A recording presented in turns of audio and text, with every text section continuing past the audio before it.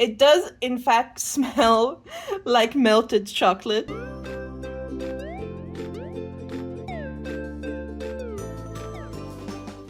Good morning and welcome back to another video of mine. Today I shall be making a picture with scented inks. As I said in my last video and a few others, I love scented art supplies and I really love using drawing inks as well. Although lately watercolors have actually been growing on me, but I still have quite a big supply of inks. So when I first heard that there are scented inks, I of course had to buy some. And this is the first one that I've ever bought. It has a very cute packaging. It's from a pretty fancy, expensive brand. I spent way too much money on an art supply that I'm not using because I think the smell is kind of gross. So I love the smell of lavender. But now you might be thinking, why do I keep talking about lavender when this ink is very clearly labeled violet? Well, let me tell you, I wanted to buy the lavender scented ink from this brand, and it took me weeks to decide whether or not to buy this ink because it's pretty pricey. And then last minute I made a mistake and ordered the other purple ink instead of lavender. So now I got violet scented ink, and I don't know what violets smell like, but this ink very clearly just smells like grandma soap. And I'm sure there's a lot of people who love scents that are associated with older people, but I'm not one of them. And while I don't enjoy the smell of it, the color is absolutely stunning. Then a few years later, I once again ended up having the urge to buy some scented inks. But this time, luckily, I was able to buy some smaller amounts. Still pretty pricey though. I also managed to buy the lavender scented one, which unfortunately smells nothing like lavender, but it does smell like one of my grandma's, which is sweet in its own way. Then I also bought orange because I love fruity scents, especially those of any type of citrus fruit. But once again, it doesn't smell like oranges, or at least not fresh oranges. It kind of smells like bath soap. And then lastly, I got chocolate scented ink, and this one I don't regret buying because it does in fact smell like melted chocolate, which is very nice. It smells like cheap melted chocolate, but still smells like melted chocolate. And considering this is like this posh, fancy, pricey brand, it's kind of funny to say, but this ink smells exactly like the McDonald's McSunday or McFlurry shower gel. Alright, so now that I introduced you to the main stars of the show today, let's start sketching. I plan on drawing 4 characters, and each one of them will be limited to one of the 4 scented inks that I have. So I'm not gonna mix colors, just because I'm really worried about what would happen to the smell if I did. I'm also gonna give all of these girls some sort of animal attributes, just because I think they're really cute, and sometimes human characters can get a little boring. I draw these type of characters a lot, and for quite a while I've been wondering as to what to call them, because by definition they are furries, but at the same time it's very much not the typical art style that you would associate with furry art. And I came across this term kemono, and I think that one is a pretty good term to use for my art, or at least every time I draw humanoid animals. But please do let me know if I'm wrong about that, or if you know any better term that I can use for tags. I wanted to try something a little new, and I wanted to dress up these characters in a style that I've been seeing pop up here and there. I believe it's called Tenchi Kawaii, but I've also seen it referred to as Mizuiro.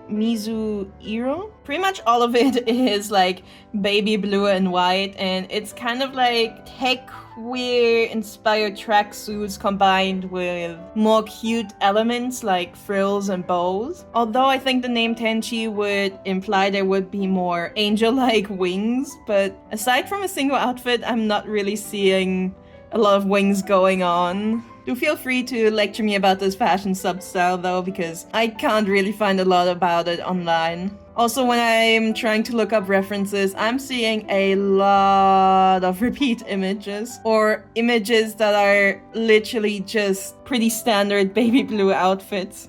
Alright, so you guys will have seen a very sped up version of me sketching and lining these cute little girls, but in real time it took me 2 hours, which is so much longer than what it usually takes me for a page in my sketchbook. Like normally it would take me about 1 hour to draw a simple character like her, like completely sketch, line art, colors and everything, which is already kind of slow, but I guess it's because it's 4 characters with a fair amount of detail, I guess. Also, I probably took the longest to line her because she's off to the edge, and what you probably can't see, my sketchbook is pretty thick, so my hand is just kind of hovering in the air, and I had to pay so much attention. I had to be so careful. But since the line art is all done now, this means it's time to prepare my little palette.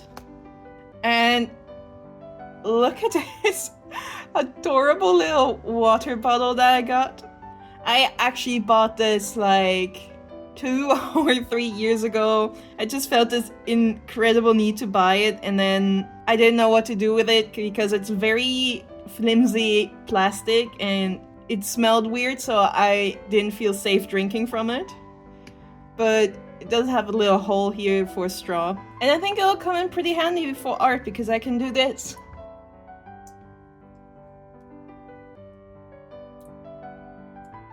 Alright, maybe I cannot do this. It literally just shot water everywhere.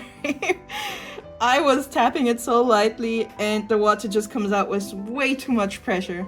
Nonetheless, I think this bottle is really cute, and I'm glad that I finally found a use for it because that's better than just throwing it out into the trash. So, because I don't want to mess up the ink in their little pots, I usually use like one of these really cheap plastic pipettes to just suck up a few little drops. The pipettes are really easy to clean, but because they're like super cheap plastic, they stain really quickly. I want each one of these characters to be dedicated to a single one of the colors that I have. So the first one's gonna be blue, this one's gonna be purple, orange, and then brown. And just before I start coloring each of them, I'm also going to do a tiny little swatch of the colors, what they look like when they're not watered down. I don't want all her white bits of her outfit to just be entirely white, so I'm using a very watered down version of the ink, just to give it a very slight blue wash. Also, I used the ink at full intensity for her eyes because I don't know, that's just something I really like. I like making the eyes the brightest colors aside from a few little details. While I do often work with very limited color palette, including just a single color aside from the line art, making monochromatic art is not really something I do often, at least not in this sense. I wanted her skin tone to be lighter than the blue on her jacket, but I accidentally mixed it a little too dark and now they're really similar, so I'm probably just gonna add another layer onto the blue parts of her jacket to darken it up a little. Now I think I'm actually gonna darken her hair a little as well. Really, I'm struggling a little to find a balance and contrast between all the different shades here. Alright, so I'm going to continue with the horse girl now. So while I don't like the scent of the purple ink, I do absolutely love the color of it. It is such a beautiful, deep and yet very bright purple, one that is very much leaning into the blue hues, which is my favorite type of purple. So I really can't tell if this is noticeable on camera by any means, but right now in real life, while I'm painting her jacket, I can very clearly see how the blue and the pink pigments are separating from each other, and that is quite unfortunate. And if you hear weird noises in the background, that's my boyfriend preparing dinner right now. Let me try to adjust my secondary camera because I hope that I can capture that separation that I'm talking about just to show you. I'm not just making this up. You never know. I want to make sure people know I'm not lying.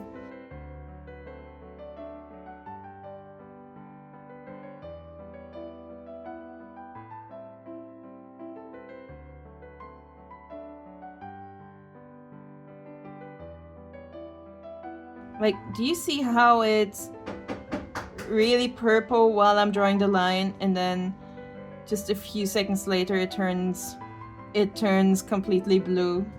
Right at the spot where my brush is, there's a little purple dot, but the trail is all blue.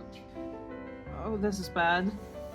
I did not mean for it to be this dark. Oh no. I wanted this shade, not that. Oh, I just lean into it and, well, maybe she's wearing leggings under these pants. If I knew her skin or body was gonna be this dark, I would have given her a lighter eye color. She looks a little like a pig. She looks a little like a pig now. Maybe I should have left her nose in a lighter color instead of making it darker. Okay, it might be a little hard to believe, but this is truly a purple. It looks very blue right now. I'm not sure why it looks so blue, especially right next to the other blue. But I mean, you can kind of see it in her face, but just to make sure, this is what it looks like in the palette. This is very, very clearly a purple color. It's so odd. A similar thing happened when I was using these super cheap dollar store watercolors. There was a similar shade of purple in there, and it did the same odd separation from blue and pink. Alright, time for color number 3, the orange scented one. So, as you can see here on my little full intensity swatch, the orange is really more like a light brown and not exactly the color of an orange. Maybe a burnt orange or like a dried orange. But I also just realized that while I've used the purple and the brown to create some illustrations before, this is actually probably the first time I've actually used the blue, and the first time I'm gonna have used the orange as well. Well, looks like I should have waited a little longer before I paint her eyes, her irises, but that's okay. I guess her eyes are just gonna be another shade darker. You know, the watered down orange actually makes the goat girl look really similar to the colors I had when I was color painting an illustration with tea. It's a little brighter, but it's still quite similar, especially the main most orangey color right here. So let's move on to the last paint, which will be the chocolate scented ink. The only one of these 4 whose scent I actually enjoy. You guys definitely won't be able to tell, but I can tell just by looking inside that I have definitely used this way more than the other colors. Like the level is way further down. And as I expected, it is a beautiful deep chocolate brown. This has little to do with the ink, but I love how the dragon girl's face turned out. Also, for whatever reason, I was struggling a lot more actually painting with this ink because, I don't know, for some reason it was drying way faster on the paper than the other 3 did. So I feel like it ended up looking a lot more spotty. Also, she's supposed to wear headphones, but it kind of ended up looking like she's wearing a hat. I love, love, love, love the shade that her scales ended up being. I think it's such a beautiful shade of brown. And then I also made her horns darker because the goat already has light horns, so I thought it makes sense to give her darker horns. Alright, so this is my finished artwork for this week. It might need a little bit of flattening, but other than that, I think it turned out pretty good. And I'm pretty glad that all those different scents didn't mix together in a way that would create some very unpleasant smelling abomination. I think my favorite ended up being the dolphin girl. I think the blue worked really well when it comes to watering it down and thereby giving me more shades to work with. The purple obviously did not turn out that great or actually I should say the purple didn't end up being quite as expected or intended when I watered it down. And I also like the brown. Again, I also think the brown smells the best, but I think the skin on the dragon girl looks absolutely beautiful. Turned out really, really pretty, and also her horns and eyes. I did end up messing up a few times where the colors kind of bled into each other because I was a little too impatient and sometimes didn't wait for long enough for them to dry, but minor details. Also, if you didn't see my latest community post, I updated my Ko-fi page. And if you're looking for some free stuff like paper dolls or coloring pages or backgrounds and patterns for your own art, go check it out. Again, I uploaded a whole bunch of stuff that you can just get for free. So have fun with that. And I really hope to see you again next week. Goodbye! Oh, also, if you enjoyed this video, please like, comment, subscribe. Okay, bye!